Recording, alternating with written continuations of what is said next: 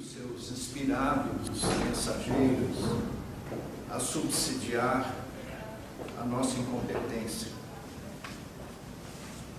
Dizem os filólogos que as palavras servem para vestir as coisas e as ideias. Vestem coisas, ideias concretas e abstratas, mas não criam coisas e ideias. E nós, estudiosos da doutrina, precisamos fazer uma boa avaliação dos vernáculos para que o estudo da doutrina seja eficaz.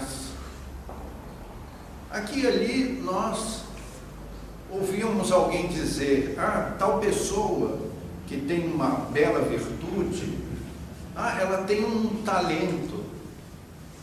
Que o mundo fale assim, nós compreendemos. Mas nós espíritas precisamos manipular bem as expressões para o melhor proveito possível dos ensinamentos da doutrina. Quando eu era criança, isso naturalmente faz bem pouco tempo, contava uma história na minha terra que assim periodicamente descia do céu o anjo dos talentos. E ele chegava assim numa maternidade e jogava 2 bolinhas. E atingia 2 crianças, e essas crianças, quando cresciam, um vinha a ser um grande músico, um talentoso concertista, e outro seria um pintor famoso. E eu sempre ficava assim, como diz o vulgo, encucado com isso. Poxa, será que Deus está sendo justo em distribuir virtudes para alguns poucos? E fiquei pensando, certamente o anjo perdeu o endereço da maternidade que eu nasci. Porque, puxa, eu sou o quê? Nada, um zero, dizia eu na minha infância. E hoje, estudando a doutrina, nós espíritas precisamos chegar em casa, jogar no lixo a varinha de condão.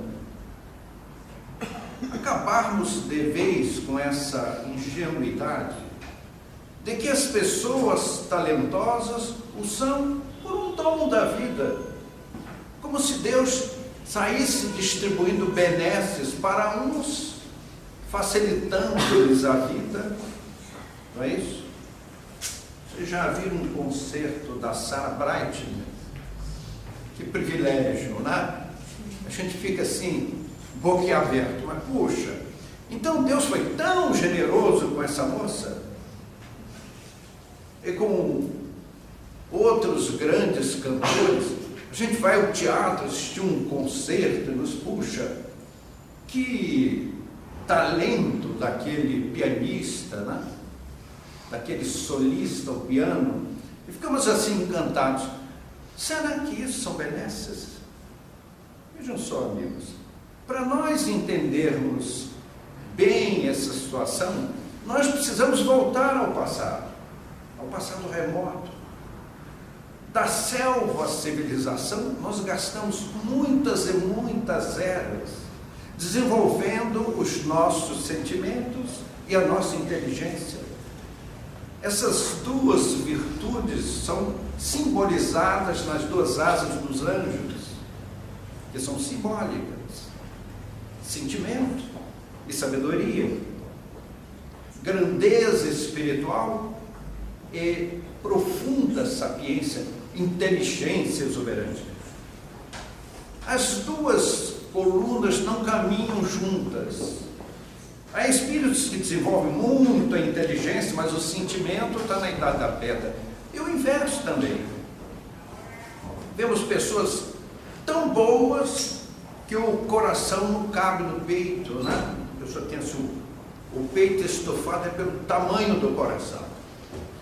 Mas às vezes a inteligência não acompanhou esse desenvolvimento. Então, amigos, não é graciosamente que alguém tem aquilo que se chama uma inclinação, uma tendência, uma vocação e o talento. É nesta ordem, a bem da verdade, para o nosso estudo espírita ser efetivo, ter a qualidade esperada. Vejam só, quando em encarnações passadas nós tocamos em algumas coisas com sucesso, por exemplo, eu acho que todos vocês são mestres em jardinagem, não é isso? E se é assim, tem alguma coisa a ver com a Madonna, que a Madonna cultua a arte do jardim, sabiam disso? Só que ela, o que me parece, tem um saldo médio bancário assim, um pouco melhor que o nosso, com os seus 170 milhões de dólares faturados no ano passado, não é? Só em 2007, meu Deus do céu, que moça talentosa, não é isso? Pelo menos para ganhar dinheiro. Então, nós, se mexemos com alguma coisa no passado, ela surge hoje como uma inclinação, uma tendência. E para o nosso estudo, inclinação e tendência são sinônimos. Para o negativo também vale. Aquilo com o que mexemos e nos demos mal, surge hoje com um sentimento aversivo. Vocês já viram pessoas que têm medo de altura? Claro, todo mundo tem medo de altura. Se tem um lugar alto, a gente se segura, se apoia. Mas é diferente daquele medo, aquele terror de altura patológico e irracional. Os amigos não sabem, mas passam a saber que há pessoas que têm medo de viajar de avião, mas nem pensar. Eu conheci uma história de uma moça no interior de São Paulo, que ela não viajava de avião, porque ela tinha certeza que ia morrer de avião. E um dia, um avião caiu em cima da casa dela e ela morreu. Então vejam, amigos, tanto as coisas boas como as coisas aversivas são reflexo do nosso passado.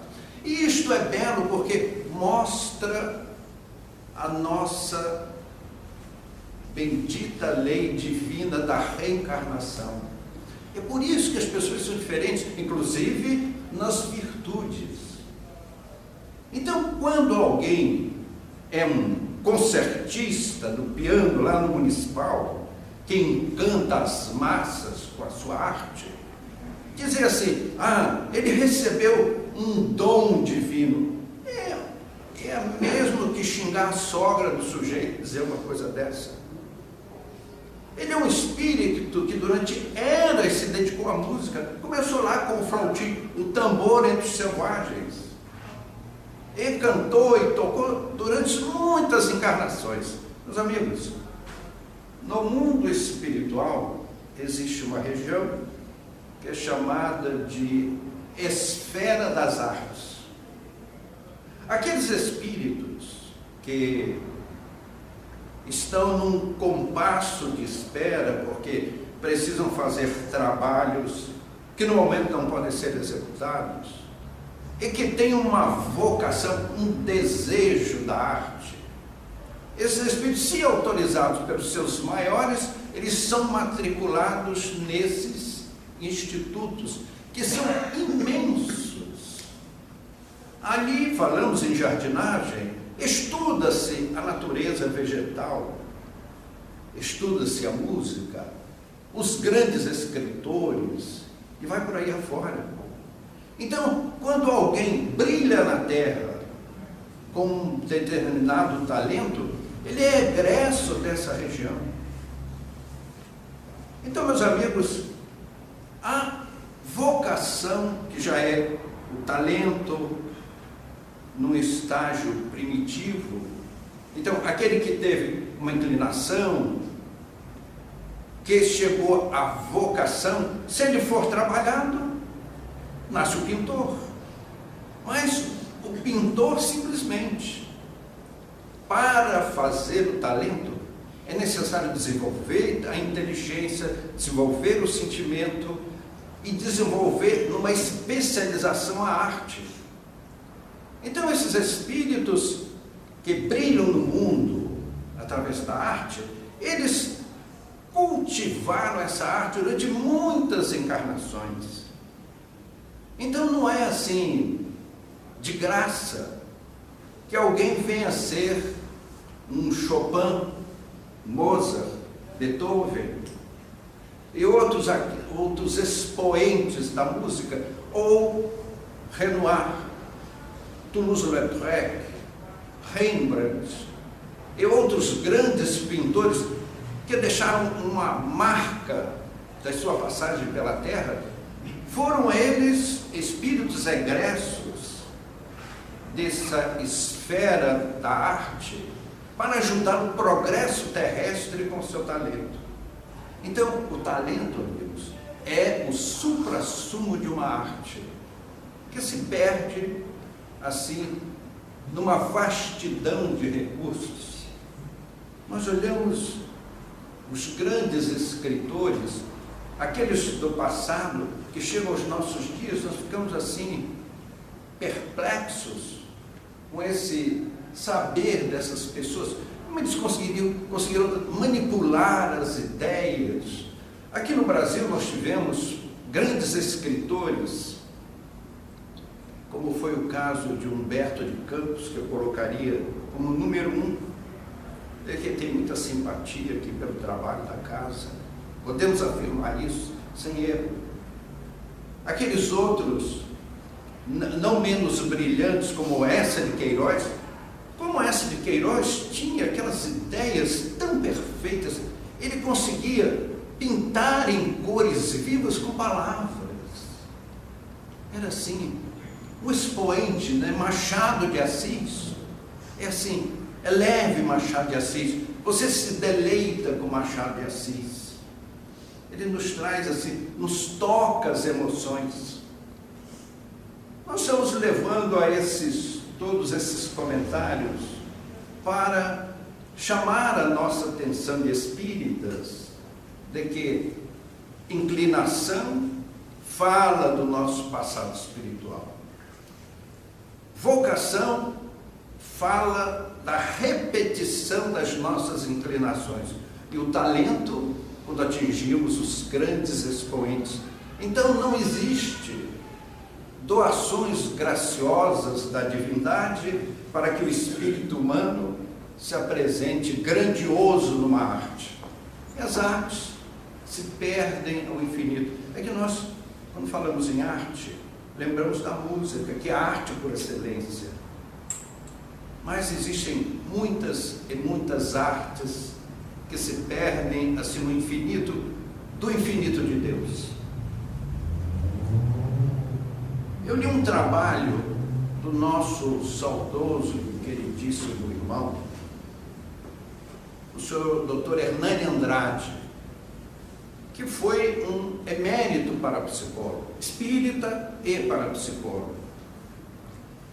E ele nos emprestou pessoalmente uma pasta desse tamanho de estudos que ele fez com a sua equipe, com crianças de 3 a 5 anos, podemos se estender até os 7, crianças que se lembravam de encarnações passadas.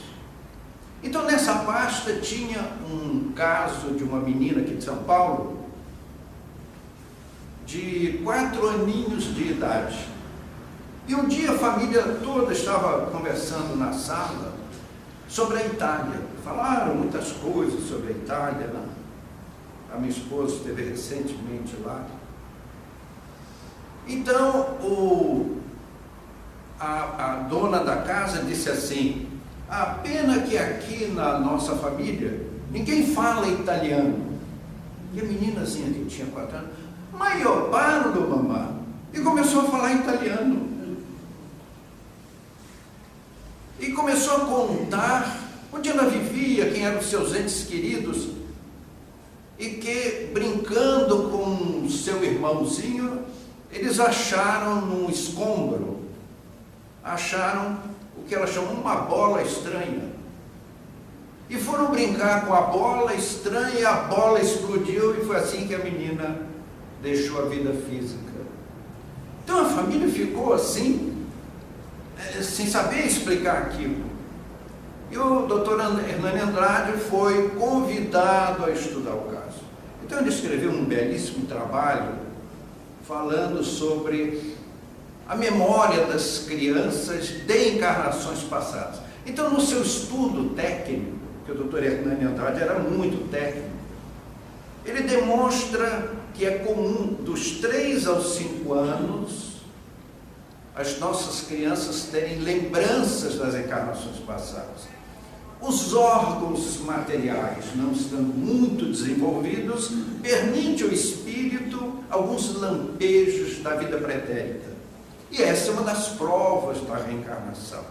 Aquela família não tinha nenhum italiano, ninguém falava italiano. E como é que a menina falava italiano fluentemente? E segundo os estudos do Dr. Hernani Andrade, esse fenômeno se estende no máximo aos 7 anos de idade. E aos 7 anos, os órgãos da presente encarnação se desenvolvem e as ocupações da vida atual eclipsam, sepultam aquelas lembranças passadas. Eu achei interessante esse estudo do Dr. Hernani Andrade, porque eu tive uma experiência dessa natureza, em família. Eu tinha um sobrinho, tem, chamado Fábio, na época era Fabinho, né? Hoje não é casado, pai de família, não é mais Fabinho. E o Fabinho, quando tinha 3 aninhos de idade, ele ganhou de uma tia uma caixa de lápis de cor. Aí o menino, assim, estranhamente, na mesa da sala, abriu a caixa, ficou examinando aqueles lápis. Que incomum para uma criança de 3 anos. Aí ele disse assim: mamãe, você me dá um papel para desenhar? Aí a mãe foi lá dentro, trouxe um sulfite. Naquele tempo não era, agora é sulfite, né? Naquele tempo era lousa. Mas tudo bem, é a mesma coisa. Aí colocou o papel, o menino arrumou os lápis assim, e começou a pegar os lápis dentro de uma ordem que só um desenhista profissional faz aquilo. E começou a desenhar uma flor. E foi desenhando, embora existissem traços de um desenho infantil, estava muito perfeito para ser um desenho de uma criança de 3 anos. Então a mãe tomou um susto, porque aquele sulfite, ela pegou lá dentro, entregou a ele, não tinha como alguém trazer um sulfite, só se fosse mediúnico, não é isso? Então alguém materializou um sulfite, assim, com uma flor desenhada, e as cores bem distribuídas, aquelas sementinhas das flores. Meu pai do céu! No dia seguinte o pai já trouxe um caderno de desenho para o menino, né? E o menino passava horas perdidas fazendo seus desenhos. Os tios, parentes trouxeram outros materiais de desenho, e o menino chamou a atenção da família. Eu mesmo ficava assim, perplexo. Ele desenhou uma criança andando de patins. É um desenho difícil. O patins, um pé no ar, o outro na calçada, ele fazendo aquele movimento. Uma criança pequena não desenha assim. Então ele foi progredindo no desenho. Se a família tivesse uma visão maior da vida, teria matriculado esse menino numa escola de belas artes. Então, meus amigos, qual outra explicação que esse menino foi pintor na encarnação anterior e que ainda novinho tinha sua mente livre para lembrar do passado, das técnicas de desenho. Eu andei com esses desenhos do Fabinho durante muito tempo, mas empresta um amigo, a outro, do outro, sumiu tudo. Quando ele atingiu os 7 anos de idade, ele tinha um caderno de desenho deste tamanho. Ele desenhava o super-homem voando, que nem hoje, que eu já tenho um pouco mais de 7 anos, eu seria capaz de fazer aquele desenho. Nunca conseguiria fazer aquilo. O tórax do super-homem, aquelas curvas registrando os músculos. Meu pai do céu, que desenho perfeito! Mas a partir dos 7 anos, a família envolvida com seus problemas naturais foi esquecendo o desenho do menino e aquilo acabou lá num armário esquecido, e ele foi aos poucos perdendo a vocação para o desenho. Então eu entendi, na experiência prática, os estudos do Dr. Hernani Andrade. Então, até os 7 anos, é mais ou menos possível relembrar o passado, mas depois dos 7, as preocupações do mundo, como dizia Jesus, sufocam a nossa mente e nós somos o velho cidadão encarnado, recapitulando experiências. Nós fizemos esse comentário inicial somente para chamar a nossa atenção de que o espírito tem inclinações e tendências como sinônimos, que se ele insistir em várias encarnações surge como uma vocação, e depois de preparado as múltiplas encarnações e no mundo espiritual, advém o escritor, o pintor, o músico de talento. Fizemos esses comentários só para facilitar o nosso entendimento de um capítulo publicado por Allan Kardec na Revista Espírita. Eu lamento que as pessoas não leiam a Revista Espírita. Kardec publicou a Revista Espírita durante 12 anos. E numa das revistas tem um estudo completo sobre o assunto. E pergunta Allan Kardec aos espíritos se é lícito aos médiuns cobrar por serviços mediúnicos ou serviços espirituais. Allan Kardec tinha que explorar todos os assuntos para ouvir as respostas dos espíritos. Então responderam os espíritos que a mediunidade não existe aos espíritos. Para existir mediunidade tem que existir os espíritos. Então, o que é feito pelo médium é trabalho dos espíritos. E nós não podemos vender o trabalho alheio numa linguagem moderna. Seria uma apropriação indébita. O médium aceitar pagamentos por isso. Ou o consulente subornar o médium com dinheiro, arriscam-se ambos a um processo de obsessão. Porque os espíritos nobres, ao observar a má intenção do médium, os espíritos nobres se afastam. E quando os espíritos nobres se afastam, quem se apresenta, e às vezes, usando o nome do espírito nobre? Nós vemos espíritos que se manifestam pelos médiuns, se dizendo Tchaikovsky.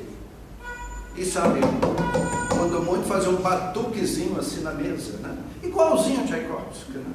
Igualzinho. Chopin. E nomes assim, ilustríssimos das páginas da história surgem nas mistificações mediúnicas. Mas uma pessoa não faz o seu trabalho? Sim. A mediunidade nos explica o espírito de verdade através de Allan Kardec. Não é um talento. A mediunidade não é um talento. Por isso que quisemos falar sobre o talento antes desses comentários. A mediunidade é o trabalho dos espíritos, é uma missão, uma nobre missão terrestre. O homem tem o direito de vender o seu trabalho convencional, o seu talento, porque o talento custou um desenvolvimento desde eras distantíssimas, remotíssimas, até a atualidade. Então, o operário é digno do seu salário. Meus amigos, ninguém trabalhou mais, ninguém ensinou mais do que Jesus. Porque Jesus não foi só a questão da quantidade de ensinamento, foi a qualidade. Foi a essência dos ensinamentos.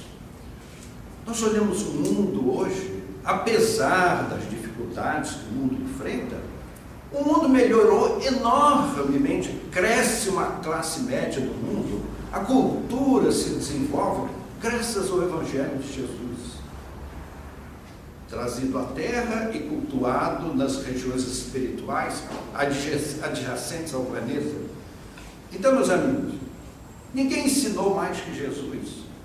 Jesus ensinou a todos e curou a muitos. E o que foi que ele cobrou? Quanto nós pagamos a Jesus? Nós não tivemos ainda nem a delicadeza de dizer: Senhor, obrigado pelo teu evangelho na minha vida. Porque se eu hoje sou uma pessoa de bem, agradeço ao Cristo. Foram as lições do Mestre que me reformaram, através da doutrina dos Espíritos, que comecei a estudar ainda na adolescência, que chegou à minha vida, e graças a Deus.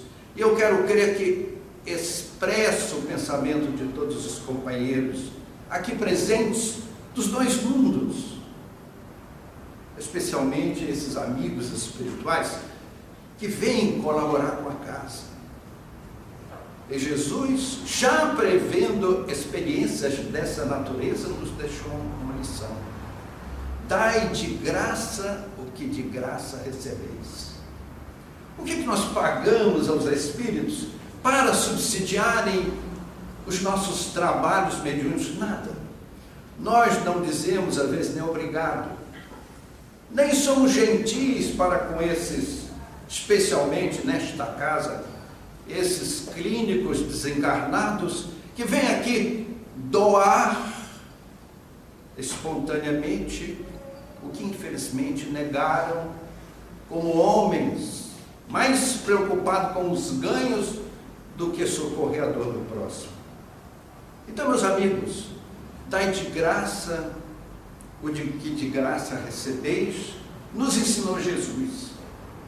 E o operário é digno do seu salário quando nós vendemos ao empregador os nossos talentos profissionais. Eu gostaria de ilustrar, com boas razões, esta questão da missão mediúnica e dos talentos. Seria fácil buscar na imprensa, na história do Brasil, mas eu prefiro buscar lá na história, a história com H. O que dizem os historiadores num passado remoto? Dizem eles que entre os neoplatônicos de Alexandria havia uma escola de sábios. Aquilo era como o Harvard de hoje. E aqueles homens jactavam-se do seu saber e eles já não empregavam mais as palavras. Eles se comunicavam por gestos simbólicos, porque as palavras que os filólogos nos dizem vestem as coisas e ideias eram insuficientes para o pensamento daqueles expoentes do saber da época.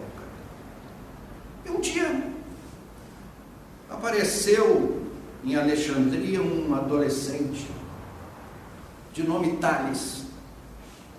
Ele procurou um dos mestres daquele egrégio colégio e disse a ele que a sua cabeça era referta de grandes ideias, mas que ele sozinho não conseguiria materializar aqueles pensamentos. Então, pediu àquele mestre uma oportunidade de ser aceito naquele conclave de pensadores eméritos da Grécia Antiga. O mestre sorriu e respondeu a ele que buscaria o grão-mestre uma oportunidade. E assim foi feito. O grão-mestre marcou uma data, e no dia aprazado, naquele solene auditório, estavam todos os membros intelectuais da época. Eles usavam um manto e um capuz. E Tales, sentado a um canto, olhava aquela janela ampla, aberta, o sol que se punha no infinito, pintando o horizonte com as tintas do crepúsculo, e entra o grão-mestre, solenemente pega uma taça, coloca à mesa, uma pequena ânfora, e enche a taça até um ponto em que mais uma gota do precioso líquido se derramaria. E todos entenderam a mensagem. Aquela egrégia corte estava tão referta de saber que não cabia nem mais uma gota. Mas Tales entendeu a mensagem. Havia uma corbeia de flores muito bonita. Ele então teve uma inspiração, tirou uma pétala de rosa e colocou sobre a lâmina d'água, e todos entenderam a mensagem de que, por maior fosse o saber daqueles homens, havia algo mais que ele tinha a transmitir com o seu talento. Então o grão-mestre fez baixar o capuz, deixando à mostra as suas cãs brancas, em sinal de aprovação ao ingresso daquele neófito na organização. Todos os demais membros baixaram o capuz, aprovando o ingresso de Tales naquela corte. E ele foi notável, majestoso, porque o seu saber se estende até os dias de hoje. Teorema de Tales, o perfil grego, a regra áurea de arquitetura está nas plagas do mundo moderno, através do teorema de Tales e tantos outros conhecimentos. Este é o talento. Um exemplo de outro talento foi Antônio Tomás, que era um sacerdote que dedicou a sua vida a amparar a juventude que se destroçava à época. As moças eram atraídas ao álcool, ao fumo e ao meretrício. E teve uma moça que ele se dedicou tão profundamente, e um dia, ele passando pela rua Guilherme Rocha, que é um calçadão naquela capital, à noite, eis que vê aquela moça que ele tanto se dedicou, embaixo da soleira de uma porta, estendendo a mão, pedindo esmola. Então ele se encheu de amargor, e vem pela pena do Chico e nos escreve um soneto que toca profundamente o nosso coração. Esta mulher de face escaveirada, que vez tremendo em ânsias de fadiga, estendendo a quem passa mão mirrada, foi meretriz antes de ser mendiga. Ontem, de beijos e volúpia ardente, fosse quem fosse, dava a qualquer hora os seios brancos e os lábios sorridentes. Hoje, triste, embalde chora, pedindo esmola àquela mesma gente que de seus beijos se fartaram outrora. Meus amigos, Casimiro de Abreu foi um notável beletrista, falecido pela tuberculose aos 21 anos de idade, que fez toda a sua obra literária até os 19 anos. Aquilo é um talento. Aos 15 anos de idade, meus amigos, o que escreveríamos nós aos 15 anos de idade? Ah, que saudades que eu tenho da aurora da minha vida, da minha infância querida, que os anos não trazem mais. Que amor, que sonho, que flores, naquelas tardes fagueiras, à sombra das bananeiras e debaixo dos laranjais. Como são belos os dias do despertar da existência, transpira a alma inocência, como perfume a flor. O mar, um lado sereno, o céu um manto azulado, o mundo um sonho dourado, a vida um hino de amor. Que aurora, que sol, que vida, que noites de melodia, naquela doce alegria, naquele ingênuo folgar. O céu bordado de estrelas, a terra de aroma cheia, as ondas beijando a areia, e a luz beijando o mar. Ó dias da minha infância, o meu céu de primavera, que doce a vida não era naquela risonha manhã. Em vez das mágoas de agora, eu tinha nessas delícias de minha mãe as carícias e beijos de minha irmã. Livre filho das montanhas, eu ia bem satisfeito, de camisa aberta ao peito, pés descalços, braços nus, correndo pelas campinas atrás das asas ligeiras das borboletas azuis. Naqueles tempos ditosos, ia buscar as pitangas, trepava a tirar as mangas, brincava à beira do mar, rezava as ave-marias, achava o céu sempre lindo, adormecia sorrindo e despertava a cantar. Ah, que saudades que eu tenho da aurora da minha vida, da minha infância querida, que os anos não trazem mais. Casimiro de Abreu, volta pela pena do Chico, que terra no sonho dourado das minhas horas fagueiras, nos recantos das palmeiras do meu querido Brasil. A vida era um dia lindo, num vergel cheio de flores, cheio de aromas e esplendores, sob um céu primaveril. Se a morte aniquila o corpo, não aniquila a lembrança, jamais se extingue a esperança, nunca se extingue o sonhar. E a minha terra cai querida, recortada de palmeiras, espera em horas fagueiras um dia poder voltar. Casimiro de Abreu, com seu DNA, sua impressão digital e tudo mais, pela pena de Chico. Isto não é um talento, porque a mediunidade implica na comunicação dos espíritos, não pode ser vendida sob pena de ofendermos a espiritualidade superior e tisnar a nossa missão espiritual. Por isso, meus amigos, que Jesus, nesta noite, nos abençoe, nos guarde em sua paz, e que assim seja.